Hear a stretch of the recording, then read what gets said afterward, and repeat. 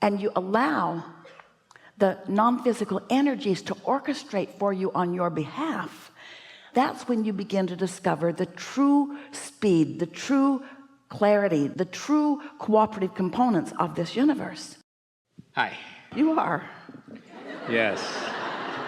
So last time I was in Dallas, there was a very small crowd. This was a while back. And so this is crazy. This is amazing how many people there are. This is co-creation at its best, is what this is.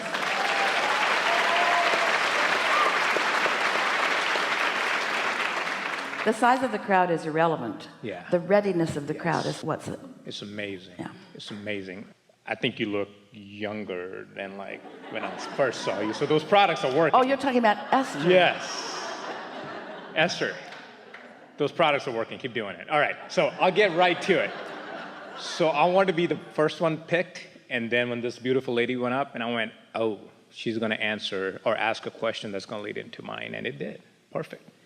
And that was segment intending. I recently started doing this, segment intending, that I heard recording that Esther's doing it. And I'm carrying this book around with me and I'm just writing it down. I'm not doing it at the intent or extent that Esther is doing it. That's a little bit hard for me to do every moment. Well, you can do it in your mind. Yes. And that's almost as powerful. So the clarity that I wanted was, maybe this will help everybody. So you said the law of deliberate creation. Does that run into the law of segment intending? Is that it piggybacks? Really, in those early days, as Esther was receiving us, there's only one law, and that's the law of attraction. Deliberate creation is a powerful intent, more like the process of deliberate creation. The law of allowing is really more like the art of allowing, and segment intending, again, is a process. So I started about a few days ago. I just started writing stuff down just to appreciate, just for no reason, just to appreciate. It's weird. It's just like, and I've been doing this for a while, and it feels like I'm back to when I first learned about Abraham, and everything was just clicking.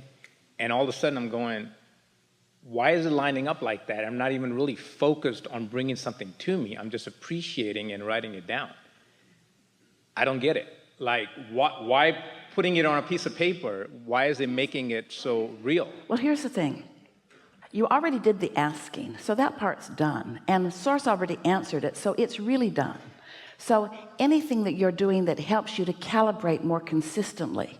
So what's happening with you is that it's the consistency of it. When you say, I want it, but, that's not very consistent. When you say, I like this, but this, that's not very consistent. But the more consistent you are about focusing upon what you desire, meaning the less resistance you add to the equation, then the more momentum you allow. And the more momentum you allow, then the more powerful it is. So these thoughts, like today, there's a lot of traffic, a lot of road construction going on in Dallas, everywhere. I'm sure everybody experiences it. So I'm driving here this morning, and it said 50 miles an hour work zone, right? I don't know why. I'd never drive 50 miles an hour. I decided, you know what? I'm going to follow that sign and just drive 50 miles an hour because there were workers present. So I slowed down to 50 miles an hour, and these cars are just zipping by me, everybody. And I'm like, okay, I'm just going to relax. And it was so hard to drive 50 miles an hour because everybody else was doing 75. There's no cops on the road, and I'm going, all right, I'm going to do it. I'm going to just keep driving 50 miles an hour. It was so hard. But all of a sudden, the thought came, why are we in such a hurry? Like, where are we going? 75 miles an hour, Saturday morning. And I don't think I would have thought that if I wasn't like writing stuff down, because I think it's just slowing me down to just appreciate what's around me. Well, we like your story, but we want to say a few things about it. Okay. And around it and above it. The most significant thing that we want to say to you is that as humans, it is so normal to evaluate your progress through the physics of your physical world as you know them to be, through what you know as gravity and inertia and speed and momentum and those sorts of things. When you meditate on a regular basis and allow your vibration to rise. In other words, meditation means focusing in a way that your normal thoughts stop, which means all resistance stops, which means you allow your vibration to rise, which means you sync up with that pure positive energy, non-resistant vibration. There's such power in that. So when you allow yourself to connect with that source energy, now while you're moving around with the people in your world who are competing with their trying to edge each other out, and we don't want to be disrespectful, but the mundaneness of approaching life in a physical way.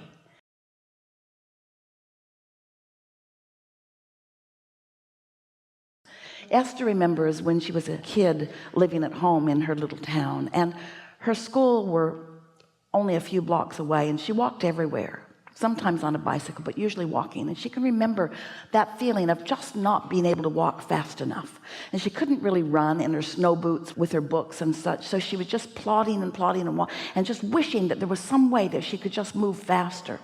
And we get that in your physical world you want to move faster, but that's because very rarely do you connect with this energy that creates worlds and allow it to work on your behalf.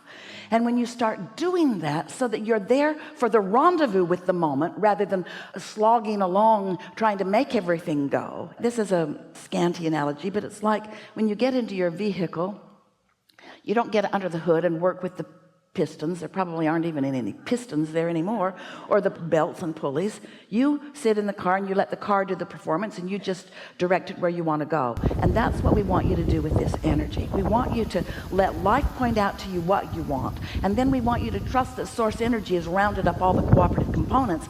And then we want all of your work to be about chilling, about finding the clarity, about finding the sincere emotions that feel like security and well-being and liveliness and eagerness and love and appreciation. Because when you hone in on those so that that's the active vibration around which you are focused, now there's no resistance within you, and now all that the source within you is lined up for you. You'll be right there at the right time. Your timing will improve, the clarity that will flow through your mind, the impulse to be there. The other day, Esther was ripping up the hill. She was late. She was going to visit some friends in Del Mar. She was moving fast because she was 5 minutes late, or going to be. She was moving really, really fast as she tore off this main road and up onto the hill road that was going to wind up. And we said to her, take it easy. She hears us because she's tuned to us, and she slowed right down. And in that moment, 5 SUVs, big black ones, just like the one she drives. She drives herself around, only she's the chauffeur.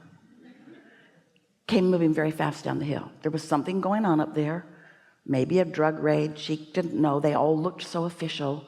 They were moving so fast down that hillside. And she just cooled her jets, pulled over as they all went by. And she knew that we had seen them coming.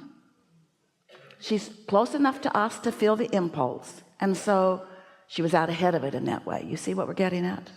So you don't know what that impulse was. You don't know why you felt it so strong. Just trust it and follow it. I did, and I wrote down, last time I was here, I was the second one picked. And so I was sitting in my car when I got here. I wanted to get here early so I can get a seat up front.